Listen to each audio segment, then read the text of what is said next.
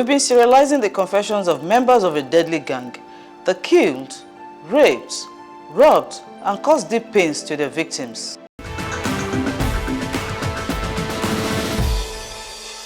Robbery in Abuja, that woman, so actually it was one hotel. You know, there was a hotel, that was the hotel I was having in mind to rob that very day. We went to the hotel. My friend Dennis was discouraging me that there are not much lodgers in the hotel. So I said, you can't save, not that because he did not see much car in the hotel. Definitely there might be lodgers and they've gone out.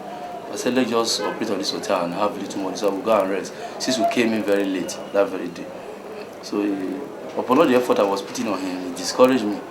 So I even went as far to the reception, carry their their booklet, and see the amount of their rooms payment. And I asked him to take me upstairs to see one of the rooms or two before I pay my money. So my plan was that as I'm coming down with him, we'll just start operation. But my friend was still feeling reluctant, blinking eyes on me that we should not operate on the hotel. I said, okay, no problem, let's go. So after making up my mind that we are leaving, as we are driving out of the hotel, you know, before we drive in the hotel, I saw that house. But being the gate is locked and I feel at this time around it will be difficult for me to penetrate. So as we were driving out from the hotel to go and search for other areas, I just saw the gate man. He's coming out of the compound.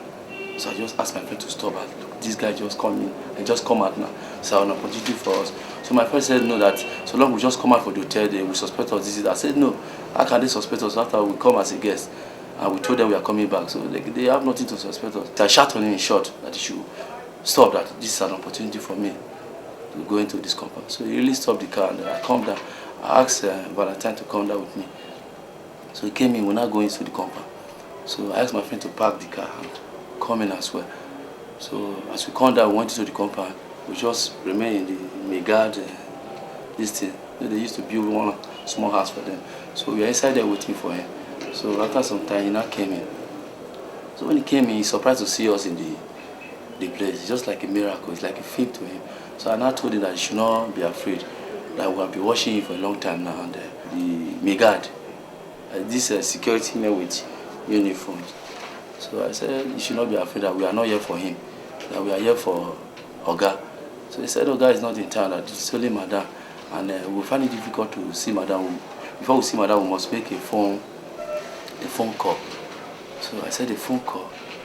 And I thought about it. I said, well, it will be very difficult for us if I make a phone call and this woman does not know me and she will not recognize my voice. So already the deal will flocked up. So I started cracking my brain on what to do, on how to go into this house.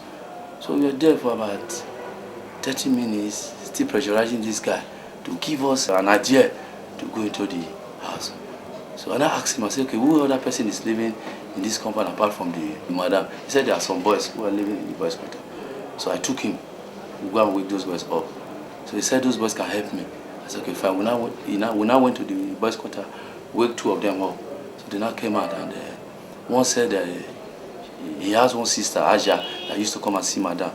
So that we should phone and tell her that it is Aja. I said, no. The gun is the power now. Without the gun, we can't do that. So I now said we should not phone on Aja's name. That if we phone on Aja's name, we'll find it difficult. So my friend, being is not stable. He's telling me that we should leave this place, that we'll find it difficult. I said he should relax. He should not worry. That so long we are here, nobody knows we are here, and I'm ready to sleep in this place. In the following morning, as these people are waking up, I will visit them. So he said, no, it's not wise. I said, no, you should relax. So as we were still in the Megad and this thing, cracking our brains for solution to go into the house, somebody just came out from the backyard. So I said, who is that? He said, it's the cook. I said, why don't you tell me that there's somebody in the house? The guy said he's sorry that he's a new man here. I said, I know you're only just pretending you're not a new man. I said, but don't worry, I know what I'm doing. So we now called the guy and arrested him. So I now asked of his name. He said his name is Sunday. I said, where is he coming from? He said he's coming from Madam's kitchen. That he's the cook. He said, not this why we are here, that the back door is open. I said, So I immediately now rushed with him back to the back door, thinking that the door is open. Getting there, the Madam has locked the door. So, and I said, okay, Sunday, you are the only last person that can take me into this place. That if you not take me to this place, I'm going to kill you. So after putting this threat on him, he now said that he cannot die. That is, how much is his salary? His salary is about 1,000 plus this is that. I said, we should relax, that she should not worry, that she should help us. And if he help us to go in, there will be no problem for him. He said, okay. And I take him back to the Megad office. So we started cracking our brain on how to penetrate. All of a sudden, this sense just come into me. And I said, okay, Sunday, where do you live? He said, you live in the compound here. I said, you have your own room? He said, yes. I said, okay, where is your room key? He now showed me the key. I said, fine. I said, you know what? You are the only person that can lead us to this place. And if you cannot lead us to this place, you are going to die. He said, no problem, that he will make sure you give us all possible assistance that we must go into the house. So I said, okay, this is your key. He said, fine. I said, okay, now phone. Tell my dad that you forget your key right now in the kitchen. And she should open the door for you that you are coming to collect the key. So, in her phone, madam. So madam said, how come you forget your key? Say, madam, I'm sorry, man. I forget the key somewhere in the kitchen. So this time around, he told the mother that the mother should open the back door. He's coming for the key. Mother said, okay, no problem. When I went with him to the backyard, so I put him in front and I hide behind. The mother opened the door. So I was so anxious to go in. So after opening the door, I didn't know there was a protector. I didn't know my friend has already sighted that protector. Being I was so over anxious. So as I was about coming out, my friend just stopped me. So I discovered there's a protector too. So I said, okay, issue. And I stepped back, I should be in the front so that I will not spoil the work. So the mother she still keep on asking, Sunday, where exactly did you leave the key in the kitchen? So I said you should tell her that it's in the parlor, that she should open the door, that he wanted to come in to get the key. The mother said, okay, no problem. So the mother immediately opened the door. So when I rushed in immediately.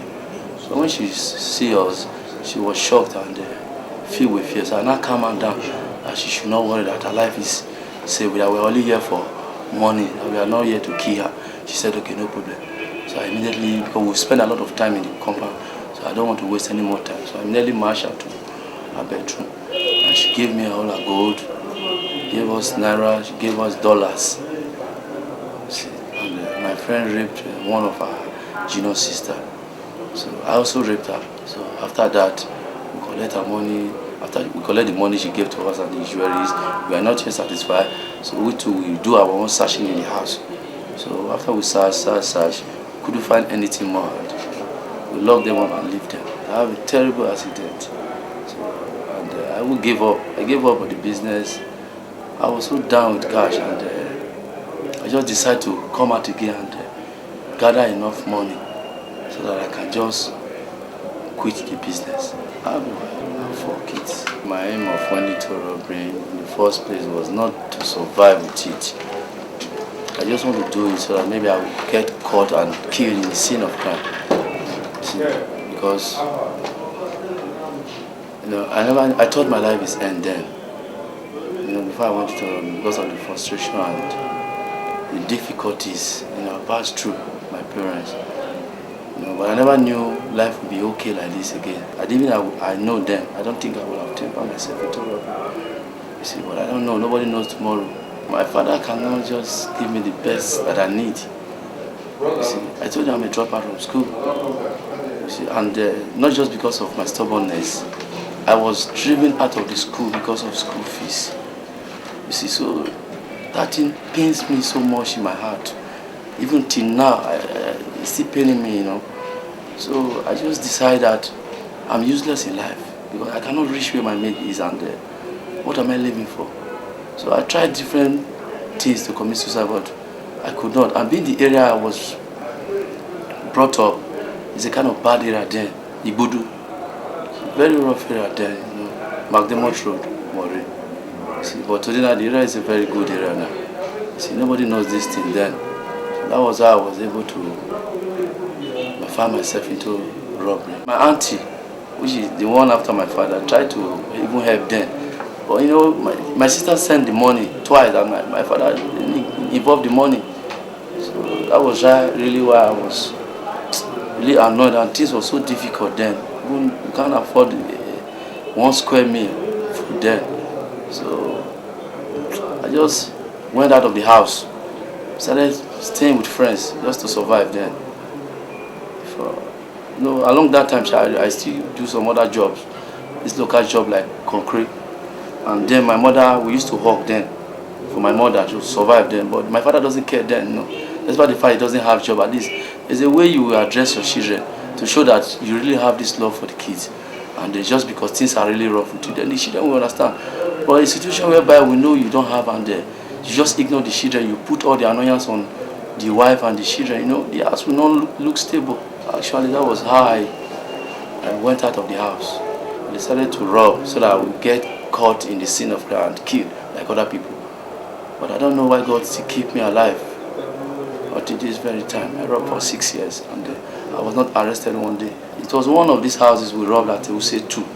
So I make use of the woman's mobile phone, of which I know that if I make use of that mobile phone, it will bring problem to me. I know it. I know it completely in my mind, and even everybody know it. But I don't know the spirit that motivates me to use it. And when I was even doing it, my friend tried to stop me, Dennis, but I ignored him. And after making the call, my mind became troubled. So I was expecting arrest anytime. Until the very day my wife was called, and before my arrest also. Gregory is my friend. Formerly we were very close. He was the one that introduced me to robbery in Lagos. My advice for other people who are still into crime, who are into robbery, is this. You see, I'm advising them to quit from the business, from the robbing act, because there's no way you can get away with it. No matter how long you spend in the business, no matter how much money you make in the business, there's no way you can get away with it, because one particular day is coming for you. You see, I'm saying this from my own experience. I thought I was so perfect, but until it come to my own turn, when my cup full, I was arrested. So anybody who is into robbery should please try and quit out of it, because you will not gain anything in it. Because the very day you'll be arrested, you see yourself in shame, and the shame you bring into your family, your parents. If you have wife, the same shame on them, and the kids you have. So my advice is to quit, no matter any condition. Just hope on God and believe one day all will be well. If I have known that tomorrow that we can afford a 3 square meal in our house, I don't think I would have been into robbery.